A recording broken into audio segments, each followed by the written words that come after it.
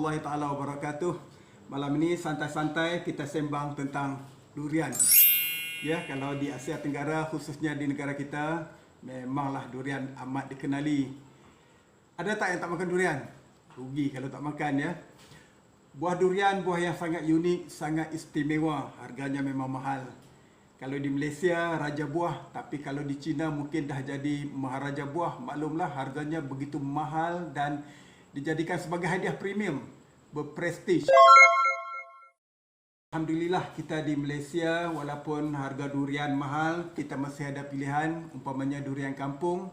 Rasanya tidak kurang enak dan tidak kurang hebat juga. Umpamanya waktu saya kecil-kecil dulu, kami ada durian kunyit, durian tembaga, durian mata itik dan durian kepala gajah besar.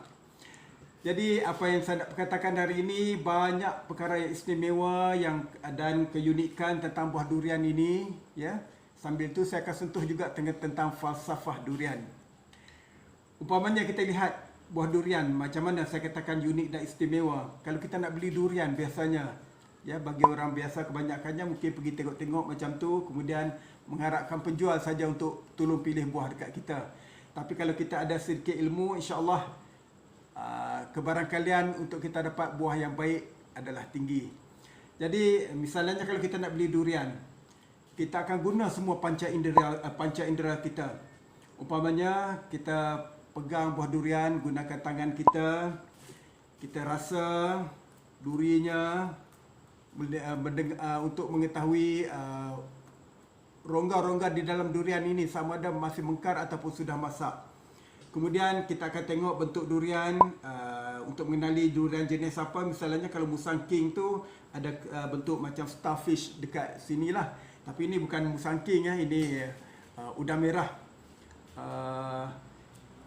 Selepas kita garu-garu durian, biasanya kita akan cium, gunakan durian hidung pula. Kita cium untuk dapatkan aromanya, bagaimana dengan aromanya, harum ataupun mengikut cita rasa kita ataupun tidak.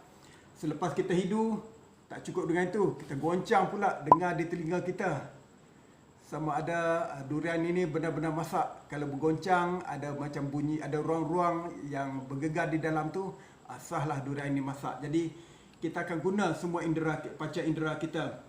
Sambil itu mata kita pula akan melihat tangkainya, adakah durian ini masih baru, adakah durian ini ada ulat ataupun apa-apa yang mungkin menjejaskan kualitinya.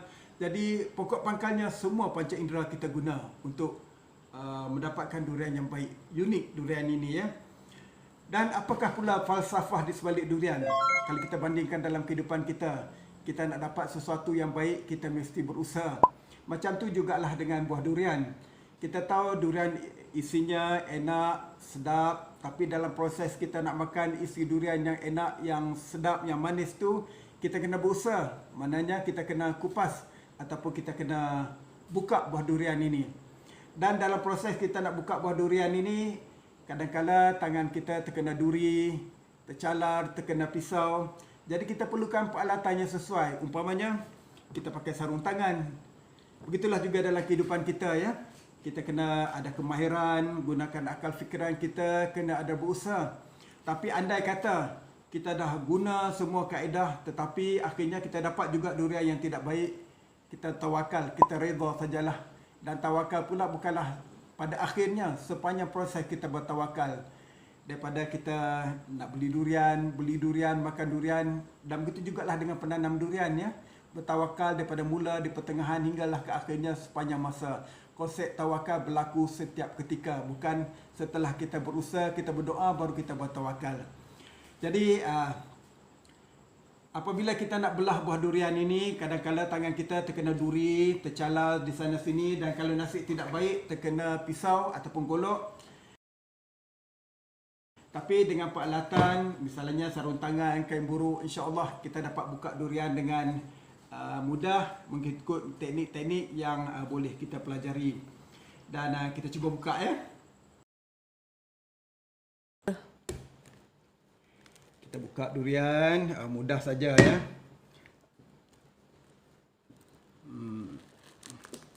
Oh, alhamdulillah. Isinya kuning ya. Udang merah. Kenapa udang merah ya, isi kuning. Patut udang kuning. Gurau. Alhamdulillah, walaupun kecil tapi isinya alhamdulillah cantik. Begitulah saudara, dalam kehidupan kita, kita berusaha, kita berikhtiar, akhirnya kita akan mendapat kejayaan, barulah isi durian yang manis dapat kita nikmati. Kita rasa ya. Bismillahirrahmanirrahim.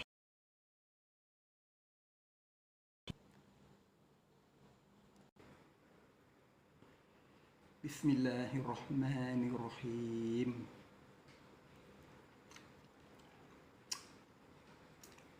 Alhamdulillah, memang sedap. Bijinya pun keset. Sedap sekali ya. Alhamdulillah, anugerah ilahi. Bijinya pun keset.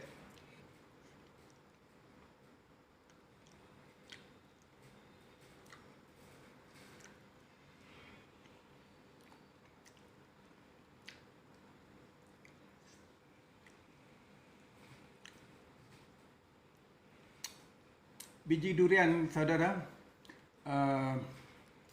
kadang-kadangnya lazimnya lah dicampak begitu saja. Tapi sebenarnya banyak kegunaan biji durian ni ya. Boleh dijadikan tepung, boleh dijadikan kerepek dan sebagainya. Dan banyak khasiat tentang biji durian ini. Kalau kita nak tahu lebih lanjut, mungkin kita boleh buat penyelidikan lah.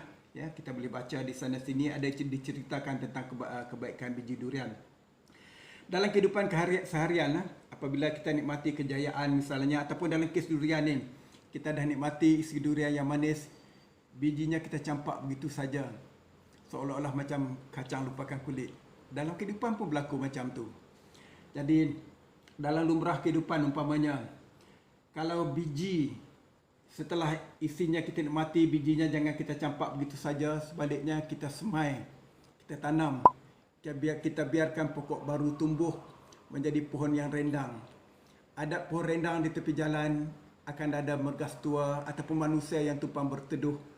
Dan dalam ramai-ramai yang berteduh itu adalah yang nakal, baling batu, baling kayu kepada pokok yang mereka tumpangi itu. Tetapi pokok membalas kembali segala perbuatan buruk itu dengan menggugurkan buah-buah yang manis untuk mereka nikmati. Akhirnya mereka akan menerima kebaikan. Begitulah dalam kehidupan kita ya. Tapi dengan pokok durian ni janganlah tumpang berteduh. Kalau dulu-dulu di kampung sampai kena pakai topi keledar nak cari durian. Sekarang ni tak lagi. Misalnya musangking ataupun durian kahwin yang berjenama ni ditahan dengan jaring ataupun diikat dengan tali supaya buahnya gugur, tidak mencecah ke tanah untuk jaga kualiti. Jadi begitulah ya, biji durian ini ataupun biji-biji yang lain, alangkah bagusnya kalau dapat kita semai, kita tumbuhkan, kita biarkan pokok yang baru tumbuh, kita baja, kita sirami, kita kongsi nikmat anugerah ilahi yang Allah berikan kepada kita. Dan teringat tentang, saya banyak kali, 2 kali sekurang-kurangnya saya sebut tentang kampung ya. Teringat suatu saya kecil dulu, kami pun ada jugalah pokok durian. Tetapi pokok durian ditebang dan dibiarkan begitu saja, sayang sekali. Sekarang ni kalau kita ada pokok durian yang tua ataupun durian yang sudah tidak produktif lagi, kalau kita nak tebang, jangan kita tebang habis ke semua. Kita simpan sedikit di bahagian bawahnya supaya dapat kita jadikan cantuman dewasa. Dalam masa 4-5 tahun kita dah dapat makan buah yang berkualiti, buah yang lebih sedap, lebih banyak insya-Allah. Jadi kalau kita tebang terus memanglah sayang. Jadi kalau kita semai biji benih pula dapat kita jadikan sebagai pokok penanti. Kemudian dapat kita buat cantuman dan kita dapat pokok durian kita sendiri. Ya, kalau sebelum ni kita beli mungkin dengan sedikit usaha, kalau ada tanah lah ya, kita dapat tanam pokok durian kita sendiri. Dalam 5-6 tahun sekarang ni dah tak lama kita dapat makan durian kita sendiri insya-Allah, dengan hasil usaha dan ketekunan kita, usaha, doa, tawakal sepanjang masa insya-Allah.